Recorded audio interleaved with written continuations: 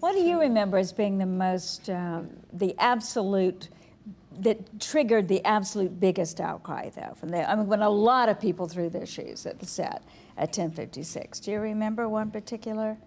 Well, I think just this season, you know, we opened with one episode that put the Bush administration on trial for torture, and also took a swipe at the Obama administration. Many shoes. Yeah, many shoes. So we had, you know, the Huffington Post, Salon.com people saying, "Oh, rah rah rah," and then the, you know, Sean Hannity called us out, Bill O'Reilly, Big Hollywood's, "Oh my God, this left-leaning, you know, liberal wet dream show," and then 5 weeks later we had this show on abortion. And then it was the Huffington Post said, "What a piece of garbage!" And then the Big Hollywood said, "What a terrific show! That Law and Order, you know." So we had fun kind of screwing with their heads on that. They don't know. After Yeah. 20 years, they say that the liberals think it's the most right-wing show on television, and the conservatives think it's run by pinko crazy people. And which is it? It's neither. It's a shade of gray. It depends on the issue. Right. It really does. You would say it hasn't really changed. I mean, it's hard for a show to stay as consistent, not only in quality, but in the way that you have dealt with all of these many issues. But has it changed in its outlook or perspective over the years?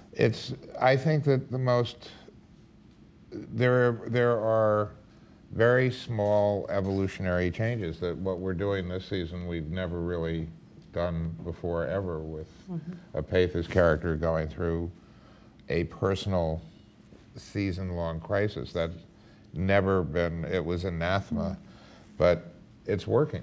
And it's interesting that you can change parts of the formula, but the essential